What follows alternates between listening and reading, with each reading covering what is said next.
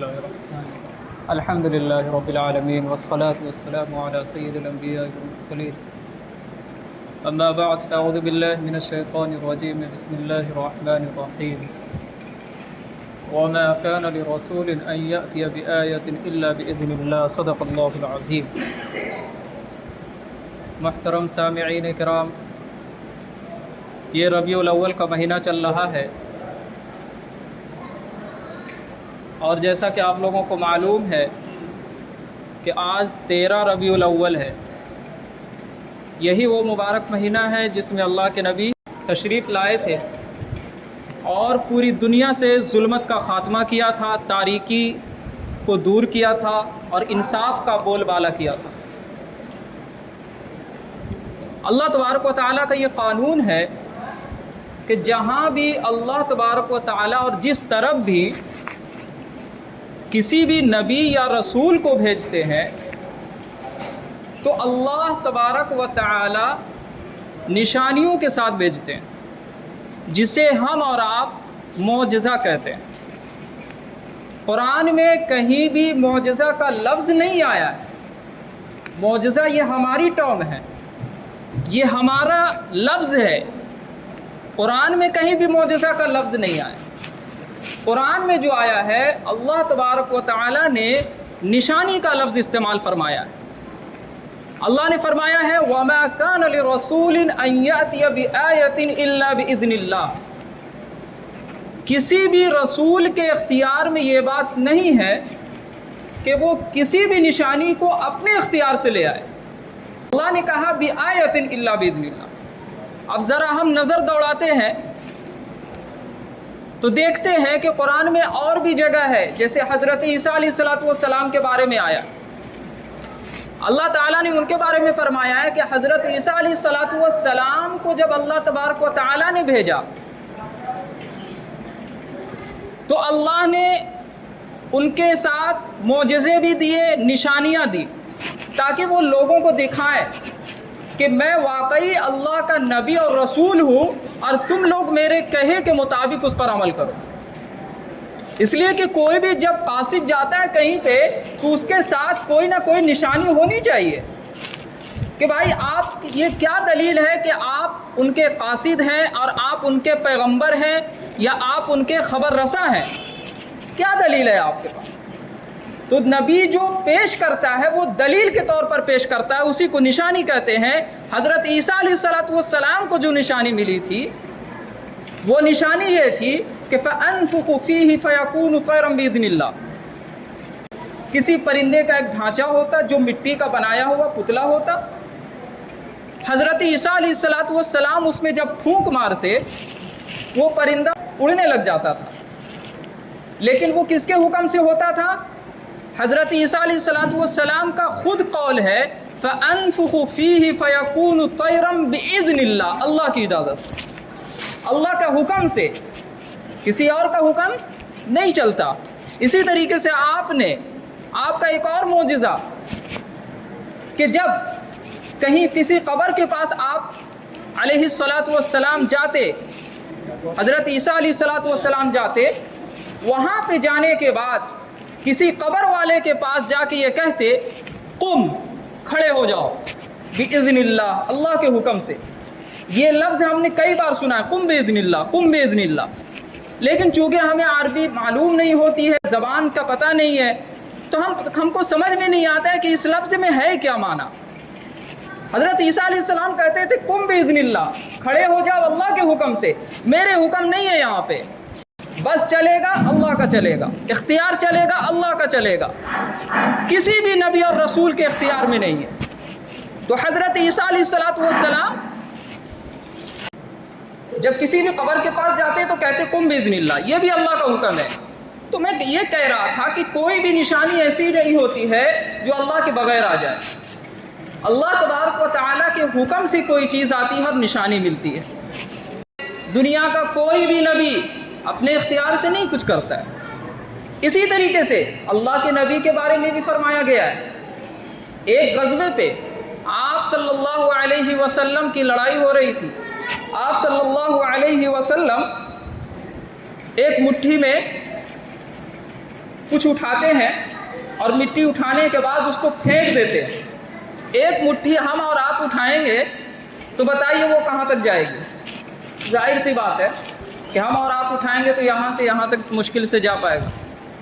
لیکن وہ مٹھی میں اللہ کے نبی صلی اللہ علیہ وسلم کا اٹھانا اور اس کو پورے لوگوں پہ پھینکنا، یہ تمام لوگوں کو پہنچ جاتا ہے، ان کافروں کے آنکھوں میں پہنچ جاتا ہے، ان غیر مسلموں کے آنکھوں میں پہنچ جاتا ہے جو وہاں لڑنے کے لیے آئے ہوئے تھے. اس واقعے کو اور اس بات کو اللہ تبارک و تعالیٰ نے قرآن مجید کے 90 پارے میں ذکر فرمایا ہے. وَمَا رَمَيْتَ إِذْ رَمَيْتَ وَلَكِنَّ اللَّهَ رَمَى. اے نبی، اس مٹھی میں جو آپ نے اٹھایا تھا وہ آپ نے نہیں پھینکا، وَلَكِنَّ اللَّهَ رَمَى، لیکن اللہ تبارک و تعالیٰ نے پھینکا ہے. یہ کس کی زبان سے کہلوایا جا رہا ہے؟ یہ خود اللہ کے نبی صلی اللہ علیہ وسلم کے زبان مبارک سے یہ کلمہ ادا ہو رہا ہے. کہاں سے آ رہا ہے؟ خود اللہ رب العزت کے یہاں سے آ رہا ہے. تو میں یہی کہنا چاہ رہا کہ وَمَا كَانَ لِرَسُولٍ أَن يَأْتِيَ بِآيَةٍ إِلَّا بِإِذْنِ اللَّهِ. اللہ نے ایک قاعدہ بیان کر دیا اور ایک بات یہ بیان کر دی کہ کسی بھی رسول کے اختیار میں نہیں ہے کہ وہ کوئی بھی نشانی، وہ کوئی بھی معجزہ اپنے اختیار سے لے آئے. اب معجزہ کسے کہتے ہیں؟ معجزہ کا معنی اصل ہوتا ہے عاجز کر دینے والی چیز. معجزہ کا معنی عاجز کر دینے والی چیز، یعنی وہ جو کر کے دکھا رہے ہیں یہ کسی انسان کے اختیار میں نہیں ہے کہ وہ ایسا کر کے دکھا دے. معجزہ اس کو کہتے ہیں. معجزہ میں تحدی ہوتا ہے، چیلنج ہوتا ہے، جو پاور کے ساتھ چیلنج کیا جاتا ہے پورے لوگوں کو کہ ذرا کر کے دکھا دو اگر تمہارے بس میں ہے. اللہ کے نبی کو جو معجزہ دیا گیا، وہ جو تحدی کے ساتھ، جو چیلنج کے ساتھ دیا گیا، وہ معجزہ قرآن مجید ہے. وہ معجزہ قرآن مجید ہے جس کو اللہ کے نبی صلی اللہ علیہ وسلم کے زبان مبارک سے کہلوایا گیا کہ اگر تمہارے اختیار میں ہے تو ایسا قرآن لا کے پیش کر دو، ایسا قرآن اور ایسی صورت لے آؤ اگر تمہارے اختیار میں ہے. یہ تحدی کے ساتھ تھا. اور یہ ایسا معجزہ جو ہم اور آپ کے سامنے ابھی ہمارے سامنے موجود ہے اور یہ تا قیامت رہے گا، اور یہ چیلنج اور یہ تحدی بھی تا قیامت رہے گا. لیکن اللہ کے نبی کا یہی ایک معجزہ نہیں تھا. اللہ کے نبی صلی اللہ علیہ وسلم کا معجزہ تو نہ جانے کتنے ہزاروں ہزار ہیں. اللہ کے نبی چل رہے ہیں تو معجزہ ظاہر ہو رہا، اللہ کے نبی کھا رہے ہیں تو معجزہ ظاہر ہو رہا، اللہ کے نبی آسمان دیکھ رہے ہیں تو معجزہ ظاہر ہو رہا، پانی میں معجزہ ظاہر ہو رہا، آسمانوں میں معجزہ ظاہر ہو رہا، دریاؤں میں معجزہ ظاہر ہو رہا، آج سورج میں معجزہ ظاہر ہو رہا ہے. حتیٰ کہ ہر ایک چیز میں اللہ کے نبی صلی اللہ علیہ وسلم کا معجزہ ظاہر ہوا. لیکن وہ عملی معجزہ تھا جو اللہ کے نبی گئے، معجزہ ختم. لیکن ایک معجزہ جس کو تحدی کے ساتھ اور چیلنج کے ساتھ دیا گیا ہے، وہ معجزہ قرآن کریم ہے. یہ اللہ کے نبی کا کمال ہے. اللہ کے نبی کو جو نبوت پیش کی گئی اور جو دلیل کے ساتھ دیا گیا وہ قرآن کریم ہے. اللہ کے نبی بتانے آئے، اللہ کے نبی نے بتایا کہ میں اللہ کا رسول ہوں. 40 سال میں اللہ کے نبی کو نبوت ملی ہے. کیوں ملی؟ تاکہ 40 سال تک لوگ آپ کو دیکھ لے، پرکھ لے، دیکھے کہ آپ 40 سال کس طرح رہے، آپ لوگوں کے سامنے کس طرح زندگی بسر کیے. اس بات کو اللہ کے نبی بھی دلیل کے طور پر پیش کرتے ہیں. خود قرآن مجید میں اللہ تعالیٰ نے اس کو بھی پیش کیا ہے. فَقَدْ لَبِثْتُ فِيكُمْ عُمُرًا مِّن قَبْلِ أَفَلَا تَعْقِلُونَ، کہ میں تمہارے درمیان اتنے سال زندگی گزارا ہوں. کیا تم اب بھی مجھے رسول نہیں مانتے ہو؟ کیا تم اب بھی مجھے نہیں جانتے ہو کہ میں اللہ کا رسول ہوں؟ کیا میں نے کبھی جھوٹ بولا ہے؟ کیا میں نے کبھی امانت میں خیانت کی ہے؟ کیا میں نے کبھی کسی کو نقصان پہنچایا ہے؟ انسان، اس کے اخلاق بچپن سے لے کر جوانی سے لے کر ادھیڑ عمر، 40 سال کی عمر کو اللہ کے نبی پہنچ گئے، پھر نبوت کا اعلان کر رہے ہیں. اللہ کے نبی کی زندگی پر کوئی غور کرے، وہ اس حد تک پہنچ سکتا ہے کہ واقعی اللہ کے نبی ہے. اللہ کے نبی کی نبوت پر ایک دلیل نہیں، ہزاروں دلیلیں ملیں گی. لیکن انسان کا کام کیا ہے؟ سوچنا ہے پہلے. اسی بات کو اللہ کے نبی کے زبان مبارک سے کہلوایا گیا. افلا تعقلون، کیا تم اب بھی نہیں سمجھتے ہو؟ کیا تمہارے پاس اب بھی سوچنے کے لیے جگہ نہیں ہے؟ آج ایک مسلمان بھی اللہ کے نبی کو نبی مانتا ہے، لیکن کہتے ہیں نا کہ غیر جب تک نہ تسلیم کر لے کہ اللہ کے نبی جو ایسے نبی تھے وہ واقعی ایسے انسان تھے جو تمام انسانوں سے اچھے تھے۔ مائیکل ہارٹ کا ایک قول ہے کہ میں کتاب کو پڑھ رہا تھا تو مائیکل ہارٹ نے لکھا ہے he was the only man in history who was supremely successful on both religious and secular level، کہ he was the only man in history، کہ میں نے ایسا تاریخ میں ایک ایسا انسان نہیں دیکھا ہے جو اللہ کے نبی جیسا ہو، who was supremely successful، جو انتہائی درجے تک کامیاب ہو۔ کوئی بھی انسان نہیں ہے جو اللہ کے نبی کی شان کو مذہبی اعتبار سے دیکھا جائے یا اللہ کے نبی کی شان کو ایک سیکولر لیول سے دیکھا جائے، اللہ کے نبی دونوں میں کامیاب تھے۔ تو یہی بات مائیکل ہارٹ نے کہا ہے کہ میں نے ایسا انسان نہیں دیکھا ہے جو انتہائی درجے کامیاب ہو۔ آج ہم اور آپ دیکھیں، اگر ایک انسان دنیاوی اعتبار سے کامیاب ہوتا ہے تو روحانی اعتبار سے پیچھے رہ جاتا ہے۔ ایک انسان ڈاکٹر ہے تو یہ ضروری نہیں ہے کہ ڈاکٹر کے ساتھ بدرجہ عتم اور پورے طریقے سے وہ روحانی اعتبار سے بھی عالم ہو اور پورے طریقے سے بھی روحانی چیزیں اس کے اندر موجود ہو۔ لیکن اللہ کے نبی تو ایسے نبی تھے جو جس طریقے سے بھی آپ دیکھیں، چاہے وہ سیاست کا میدان ہو، چاہے وہ روحانیت کا میدان ہو، چاہے وہ تزکیہ کا معاملہ ہو، چاہے وہ تصفیہ کا معاملہ ہو، چاہے وہ تصوف کا معاملہ ہو، کوئی بھی چیز آپ اللہ کے نبی کو دیکھیں گے، اللہ کے نبی میں وہ تمام چیزیں معاشرت کے اعتبار سے اور تمام چیزیں رہن سہن کے اعتبار سے وہ اللہ کے نبی کے اندر موجود۔ تو اللہ کے نبی کی نبوت کی دلیل جو اللہ تبارک و تعالیٰ نے دی ہے، ایک یہ بھی دلیل دی ہے کہ اللہ کے نبی تمہارے درمیان 40 سال رہے، کیا تم نے ان میں کوئی خامی دیکھی ہے؟ نہیں دیکھا ہے۔ یہی وجہ ہے کہ اللہ کے نبی جب 40 سال کی عمر میں جب پہاڑ پر چڑھ کر یہ اعلان کرتے ہیں کہ ذرا قریب آ جاؤ ذرا قریب آ جاؤ، جب اللہ کے نبی کو دیکھا کہ اللہ کے نبی لوگوں کو بلا رہے تو اللہ کے نبی کے قریب ہو گئے، کہا کہ اگر میں تمہیں کہوں کہ اس پہاڑ کے پیچھے کوئی لشکر ہے جو تم پر حملہ آور ہونے والا ہے، کیا تم میری بات مانو گے؟ لوگوں نے کہا بیک زبان۔ اللہ کے نبی کی عمر اس وقت 45 اور 45 ایئرس تھی، اللہ کے نبی کی 45 سال عمر تھی۔ لوگوں نے بیک زبان کہا کہ میں نے آپ کو کبھی جھوٹ بولتا ہوا نہیں پایا، میں نے ہمیشہ آپ کو سچ بولتا ہوا پایا ہے۔ آپ دیکھیں، آپ سوچیں کہ 45 سال کی عمر تک لوگ یہ اعلان اور یہ مان رہے کہ آپ نے جھوٹ نہیں بولا۔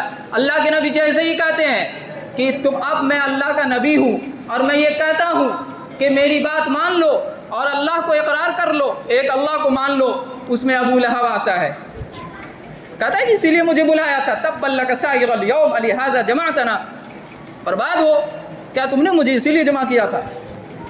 اسی وقت تبت یدا ابی لہب وتب نازل ہوتی ہے، جو اس کی بربادی کے بارے میں پیشین گوئی کی گئی۔ خیر، میں یہ کہہ رہا تھا کہ اللہ کے نبی کی نبوت کی ایک جامع دلیل یہ قرآن مجید ہے، جو قرآن مجید یہ پیش کرتا ہے کہ اللہ کے نبی سچے نبی ہیں، اور یہ چیلنج کرتا ہے کہ یہ قرآن ایک ایسا قرآن ہے کہ ایسا کلام کوئی نہیں پیش کرتا ہے۔ میں آپ کو بتاتا چلوں کہ جس نبی کو جب نبوت ملتی ہے اور پھر اسے جو چیلنج کے ساتھ دیا جاتا ہے، جو معجزہ دیا جاتا ہے، وہ اسی زمانے کے اعتبار سے چیلنج کے ساتھ کیا جاتا ہے۔ حضرت موسیٰ علیہ السلام کو معجزہ نشانی دی گئی ان کے زمانے کے اعتبار سے، اس لیے کہ حضرت موسیٰ کے زمانے میں جادوگروں کا بڑا زور تھا۔ حضرت عیسیٰ کو دیا گیا روحانی ڈاکٹری کا فن کہ حضرت عیسیٰ علیہ السلام ایک جیسا بھی انسان ہو، چاہے کوڑ کا مرض ہو، چاہے بینائی ہو، جیسے بھی مادرزاد ہو، اللہ کے نبی حضرت عیسیٰ علیہ السلام اسے بھی ٹھیک کر دیتے تھے۔ لیکن کسی ڈاکٹر میں اتنی طاقت نہیں ہے کہ وہ مادرزاد اور اس طریقے کو ٹھیک کر دے۔ حضرت عیسیٰ کو ان کے مطابق معجزہ دیا گیا۔ اللہ کے نبی کے زمانہ جب آیا، اللہ کے نبی کے زمانے میں فصاحت و بلاغت کا دور تھا۔ وہ عرب جو اپنے آپ کو عربی کہتے تھے، وہ عرب جو اپنے علاوہ کے لوگوں کو عجمی کہتے تھے۔ عجم کے معنی پتہ ہے کیا ہے؟ عجمی کے معنی گونگا کو کہتے ہیں۔ गूंगा, वो अपने अलावा के लोगों को गूंगा समझते थे। क्यों? इसलिए कि ये लोग ऐसे हैं जो अपनी बात को पेश करने पर कादिरुल कलाम नहीं है। ये लोग ऐसे हैं कि बस बहुत सारी बातों के लिए एक लफ्ज को ईजाद किया हुआ है। लेकिन जब हम अरब में जाते हैं और अरब की तारीख पढ़ते हैं, उनमें पता लगता है कि एक एक चीज़ को बयान करने के लिए 5-5 हज़ार के अल्फाज मौजूद हैं। आप डिक्शनरी उठा के देखेंगे, अरब की डिक्शनरी अरबी, तलवार के लिए 5000 के अल्फाज मौजूद है, शेर के लिए 5000 के अल्फाज मौजूद है। आप सोच सकते हैं कि एक चीज़ के लिए, एक चीज़ को बयान करने के लिए उसकी हल्की सी कैफियत बदली, ज़बान बदल गया, उसकी हल्की सी उसका हल्का सा ढांचा बदला, ज़बान बदल गया। आज कोई भी इंसान इतनी बात करने पर कादिर नहीं होता है कि हर कैफियत को बयान करने के लिए हर अल्फाज मौजूद है।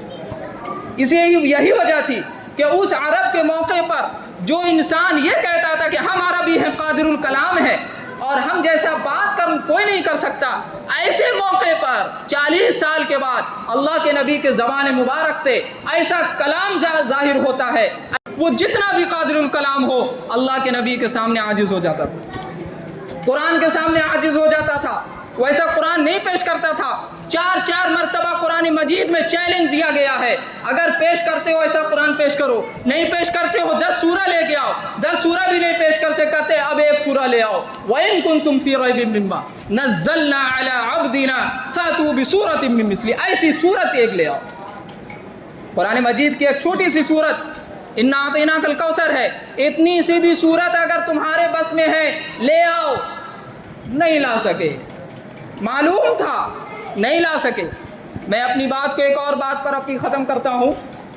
लबीद रज़ी अल्लाह ताला अन्हु एक बहुत बड़े शायर थे, मुसलमान हो चुके थे, लेकिन जब ज़माने जाहिलियत थी बहुत बड़े शायर थे। वो ज़माने जाहिलियत के शायर थे और तमाम अरब के शोरा वहाँ मौजूद होते थे मक्का में, और जिसका शेर बहुत अच्छा होता था, जिसका कसीदा बहुत अच्छा होता था, मक्का मुकर्रमा के अंदर उसे लटका दिया जाता था। जो फर्स्ट और विनर होता था उसका कसीदा लटका दिया जाता था।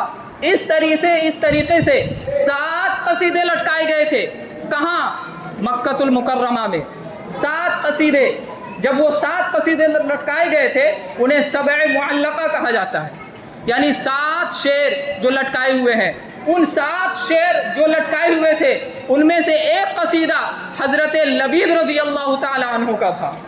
आप सोच सकते हैं कि तमाम शायरों में हजरत लबीद भी उनमें से एक हैं, लेकिन जब वो मुसलमान हुए, जब वो ईमान लाए अल्लाह के नबी पे, और फिर उसके बाद हजरत लबीद शेर कहना छोड़ दिए। हजरत उमर फारूक रज़ी अल्लाह ताला अन्हु ने पूछा, ए लबीद अब शेर क्यों नहीं करते, क्या हो गया तुम्हें? तुम शायरों में बड़े अच्छे शायर हो, तुम शायरों की ज़बान में फसाहत और बलागत इस्तेमाल करते हो, क्या हो गया है तुम्हें? वो अब बड़ी प्यारी बात कहते हैं, सुनने का मकाम है। वो कहते हैं हजरत लबीद रज़ी अल्लाह ताला अन्हु, या उमर अबादल कुरान, क्या मैं कुरान के बाद भी अब शेर कहूँ? क्या मैं कुरान के बाद भी अब कोई शेर पढ़ूँ जिसकी चाशनी और जिसकी अजूबत, जिसकी मिठास कुरान में है, जो मिठास कुरान में वो शेर में कहा है? देखिए वो शायर कह रहे हैं जो ज़माने जाहिलियत में 1 नंबर पे आए, जिनका शेर सबे मुअल्लका में और मक्कतुल मुकर्रमा में लटकाया गया, वो कह रहे अब कुरान के बाद हमारे अंदर इतनी जुर्रत नहीं है कि हम कुरान के बाद अब शेर कहें। मेरे भाइयों, ये है कुरान जिसको अल्लाह तबारक व तआला ने अल्लाह के नबी हबीब मोहम्मद सल्लल्लाहु अलैहि वसल्लम पर नाजिल फरमाया, और ये ता क़यामत रहेगा। ये मोजज़ा ऐसा मोजज़ा है, आज भी ये चैलेंज मौजूद है कि कोई भी इंसान चाहे वो अरबी कितना ही हो, हम लोग तो आजमी हैं, हम लोग तो अरबी नहीं जानते हैं, तो हम लोगों के अंदर तो वो ताकत नहीं है, लेकिन आज वो चैलेंज तो अरब में मौजूद है। वो तमाम अरबियन, ऐसा नहीं है कि अरबियन सारे के सारे मुसलमान हैं, वो तमाम अरबियन जो ईसाई हैं, वो तमाम अरबियन जो यहूदी हैं, वो तमाम अरबियन जो और गैर मुस्लिम हैं, उन तमाम लोगों के लिए चैलेंज मौजूद है। आज भी मौजूद है कि अगर पेश कर सकते हो तो इसकी अजूबत, इसकी मिठास, इसकी फसाहत और बलागत के साथ तुम 1 सूरा लेके आओ। کہ آج بھی تم اگر اس چیلنج کو قبول کر سکتے ہو تو کرو، لیکن قرآن نے پہلے ہی کہہ دیا ہے، اس وقت کہا تھا کہ اب نہیں ہے، وَإِن كُنتُمْ اور فَإِن لَمْ تَفْعَلُوا وَلَن تَفْعَلُوا اور تم ہرگز نہیں کر سکتے ہو، کوئی نہیں کر سکتا ہے اور کوئی نہیں کر سکے گا تا قیامت۔ میرے بھائیو، یہ ہمارے نبی کی شان، یہ میں علمی معجزہ بیان کیا تھا، اللہ کے نبی کا عملی معجزہ بہت سارے ہیں، وقت نہیں ہے، ورنہ 4000 سے زائد اللہ کے نبی کے معجزات ہیں جس کو قرآن کریم کے علاوہ اللہ کے نبی کے احادیث مبارکہ میں اور تاریخی روایات میں مذکور ہے۔ یہ ہمارے نبی کی نبوت کی شان ہے جس کو اللہ نے نبی بنا کر بھیجا اور تمام رسولوں پر فائق بنا کر بھیجا۔ دعا کریں اللہ تعالی ہمیں اور آپ کو اللہ کے نبی کی نبوت پر یقین، پکا یقین کرنے والا بنائے، ان کی سنتوں پر عمل کرنے والا بنائے، ان کے جیسا بننے کی کوشش کرنے والا بنائے۔ آج سنتوں کو چھوڑا جا رہا ہے، آج نبی کے اخلاق کو پڑھا نہیں جا رہا ہے، اسی لیے ہمارے اندر پریشانیاں پھوٹ پڑی ہیں، ہمارے اندر سے وہ پریشانیاں نمودار ہو رہی ہیں۔ دعا کرے اللہ تعالی ہمیں اور آپ کو سنت پر عمل کی توفیق عطا فرمائے۔ وآخر دعوانا الحمدللہ رب العالمین۔